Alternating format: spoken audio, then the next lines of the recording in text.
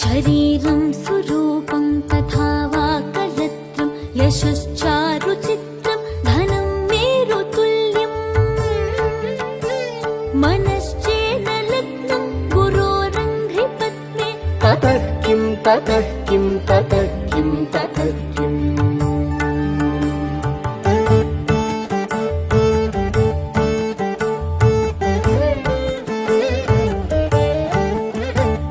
कलत्रं धनं पुत्रपौत्रादि सर्वं गृहं बान्धव सर्वमेतद्धि जातम्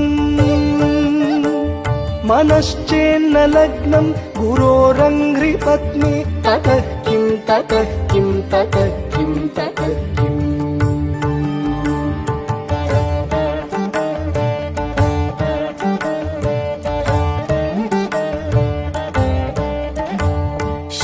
षडङ्गादिवेदो मुखे शास्त्रविद्या कवित्वादिगद्यं सुपद्यं करोति